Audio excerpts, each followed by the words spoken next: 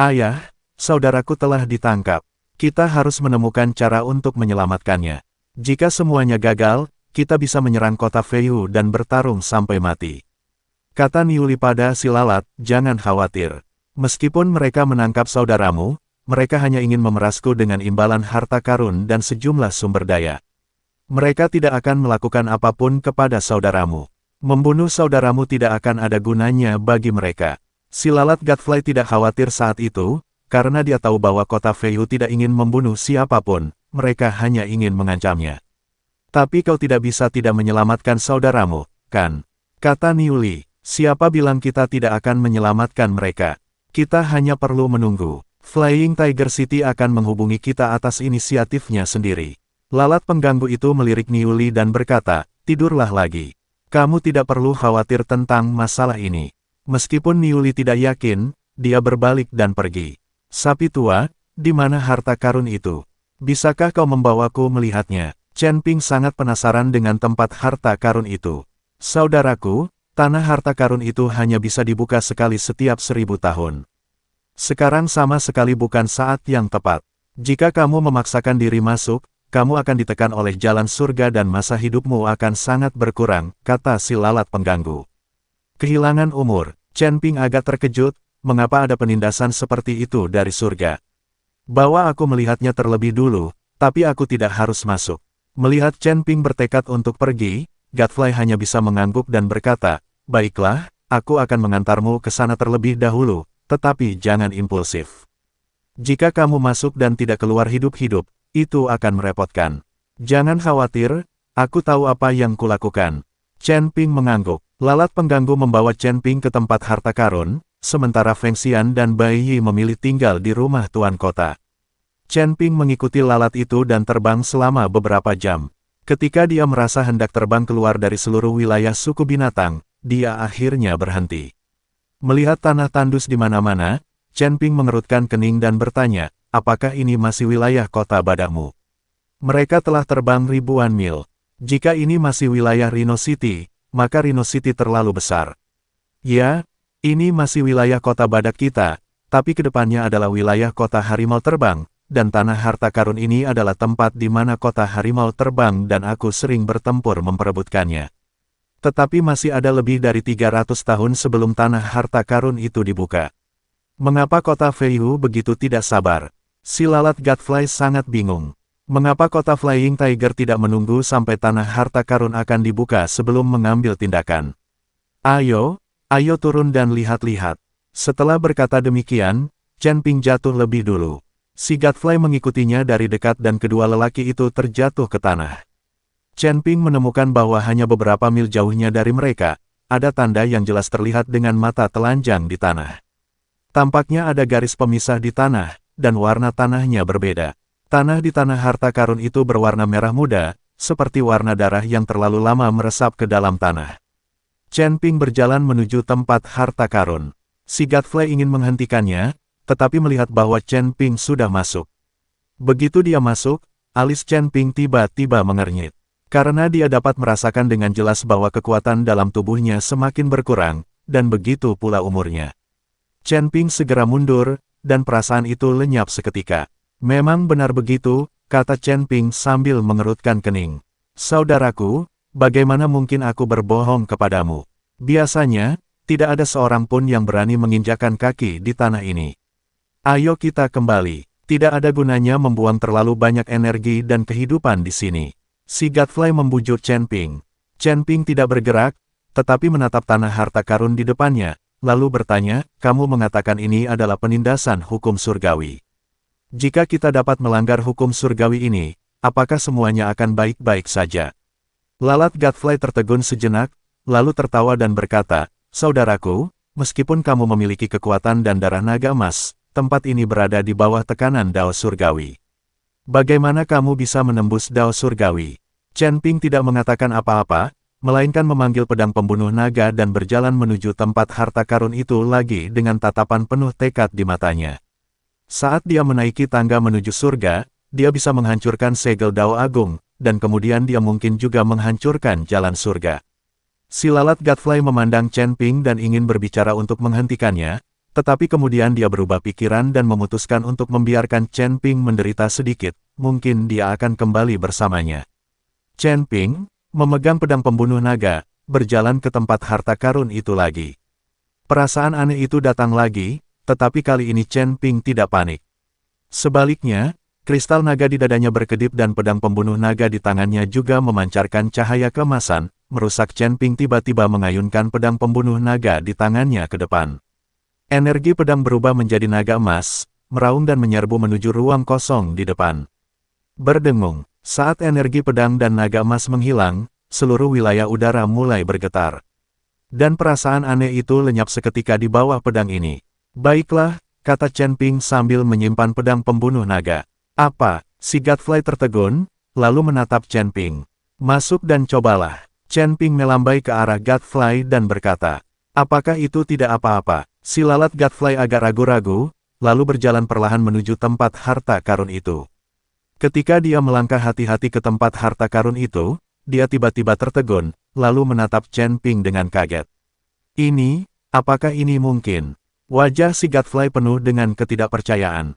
Itulah jalan surga, lah tidak bisa menindasku sama sekali. Chen Ping mengatakan ini dengan cara yang sangat sok. Kakak laki-laki itu yang paling hebat. Si Godfly mengacungkan jempol pada Chen Ping, berhentilah menyanjungku dan pimpinlah jalannya. Chen Ping membiarkan Godfly memimpin jalan. Kedua lelaki itu berjalan menuju kedalaman tanah harta karun, namun saat mereka masuk lebih dalam, Chen Ping menemukan bahwa sebenarnya ada sedikit roh jahat di tanah harta karun ini. Awalnya saya tidak bisa menyadarinya sama sekali, tetapi sekarang saya bisa merasakannya sedikit. Sapi tua, mungkinkah harta karun ini juga ditinggalkan oleh para setan? Chen Ping bertanya pada si lalat Godfly. Aku juga tidak tahu. Ngomong-ngomong, ketika dua klan iblis utama bertarung, konon puluhan ribu pembudidaya iblis tewas. Aku belum melihatnya, aku baru mendengarnya. Jawab si lalat pengganggu. Kamu juga belum pernah ke tanah harta karun ini. Chen Ping terus bertanya. Tidak, lalat itu menggelengkan kepalanya, tidak seorang pun tahu harta apa yang ada di negeri harta karun ini. Sepertinya tidak seorang pun yang masuk ke sana pernah keluar. Itu hanya legenda yang diwariskan dari generasi ke generasi. Ada harta karun di daerah ini, dan itu disebut tanah harta karun. Sial, Chen Ping ingin langsung mengumpat setelah mendengar itu. Hanya demi harta karun fiktif, kota Feiyu bertarung dengan kota badak. Pertarungan yang hebat. Kalau kita berjuang lama-lama dan berusaha merebut sebidang tanah ini, tapi akhirnya tidak ada yang tersisa, bukankah kita akan marah dan mati? Jangan marah, saudaraku, karena ada legenda seperti itu, pasti ada harta karun di daerah ini. Semakin sedikit orang yang melihatnya, semakin membuktikan bahwa tidak ada seorang pun yang menyentuh harta karun itu. Kalau begitu, semuanya akan menjadi milik kita.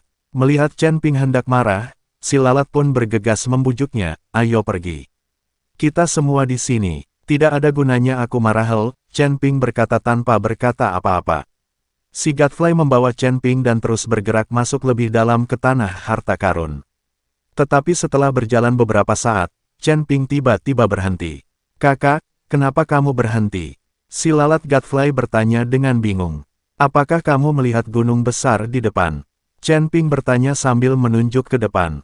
Gunung besar, di mana kita bisa menemukan gunung besar di tanah tandus ini? Si lalat berkata demikian dan melihat ke arah yang ditunjuk Chen Ping. Sialan, si lalat Godfly pun sempat tertegun sejenak, karena tak tahu kapan sebuah gunung menjulang tinggi muncul di hadapan mereka. Bukankah ini ilusi? Aku jelas tidak melihat gunung apapun tadi. Gunung ini pasti palsu. Setelah si Godfly selesai berbicara, dia tiba-tiba mengayunkan telapak tangannya ke arah gunung di depannya. Kalau gunung ini palsu, ilusi, maka serangan telapak tangan ini pasti meleset. Ledakan-ledakan, disertai suara yang memekakkan telinga, pasir dan batu beterbangan kemana-mana. Pohon palem ini malah menghantam gunung secara langsung, nyata. Wajah si Godfly penuh dengan keterkejutan. Gunung ini nyata, bukan ilusi. Kalau itu ilusi, pasti tidak akan luput dari pandanganku. Chen Ping adalah seorang pria yang memiliki asal-muasal ilusi. Kalau itu ilusi, mustahil dia bingung. Pada saat ini, aura mengerikan tiba-tiba meledak dari dinding gunung. Ledakan, si pengganggu tidak punya waktu untuk bereaksi dan tertiup angin. Sial, gunung ini bisa melawan. Apakah gunung ini hidup? Si lalat Godfly kebingungan. Dia memukul gunung itu dengan telapak tangannya, namun dia tidak menyangka gunung itu akan membalas pukulannya. Akankah gunung ini juga membalas dendam? Ada formasi di gunung ini. Serangan telapak tangan yang baru saja kau lakukan dibalas oleh formasi itu. Chen Ping berkata sambil menatap pegunungan di depannya. Chen Ping melihat ada cahaya keemasan berkelebat di dinding gunung, dan aura yang meletus sangatlah kuat. Pembentukan. Si lalat Godfly tampak sedikit terdiam dan berkata, apa yang harus kulakukan? Aku tidak pernah tahu ada gunung di tanah harta karun ini, apalagi ada formasi di gunung itu. Formasi kecil tak dapat menghentikanku.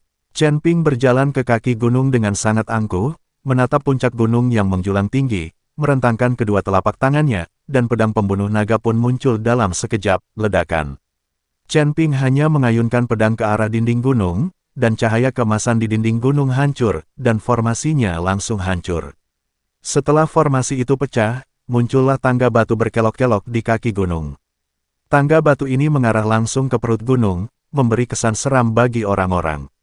Kakak keren banget. Melihat hal itu, si Godfly tak kuasa menahan diri untuk tidak mengacungkan jempol kepada Chen Ping. Anda harus tahu bahwa ranah Godfly saat ini jauh lebih tinggi daripada Chen Ping, tetapi dia mengakuinya. Penampilan Chen Ping berulang kali membuat The Godfly tunduk padanya. Ayo masuk dan lihat. Kau ikut aku, jangan sampai kau dalam bahaya atau kau akan mati. Kata Chen Ping pada si lalat Godfly. Ya, si Godfly mengangguk patuh dan mengikuti Chen Ping. Kedua pria itu berjalan menyusuri anak tangga batu menuju gunung. Chen Ping berjalan di depan, dan Godfly mengikuti dengan gugup di belakang. Meskipun Chen Ping ada di depannya, Godfly masih sangat gugup. Aura mengerikan yang baru saja meletus dari formasi itu masih membuat Godfly merasa takut. Saat kedua lelaki itu berjalan maju, perasaan nyeri di sekitar mereka menjadi semakin kuat dan roh jahat mulai terus-menerus menyerang tubuh mereka. Si Godfly merasa kedinginan di sekujur tubuh dan sangat tidak nyaman. Dia hanya bisa menggunakan kekuatan tubuhnya untuk melawan invasi energi jahat ini. Namun, Chen Ping tampaknya melakukannya dengan cara yang sangat alami. Dia tidak mencoba menghentikan roh jahat sama sekali. Dia bahkan mengaktifkan teknik pikiran konsentrasi untuk menyerap roh-roh jahat di sekelilingnya. Aura jahat ini bagaikan racun bagi lalat pengganggu, tetapi bagi Chen Ping, mereka adalah sumber daya untuk berkultivasi. Setelah keduanya berjalan beberapa saat, mereka tiba-tiba menyadari bahwa tangga batu itu menghilang, dan mereka melihat dinding batu menghalangi jalan mereka. Chen Ping dan Godfly menatap dinding batu di depan mereka. Dindingnya diukir dengan rune padat dan memancarkan cahaya aneh.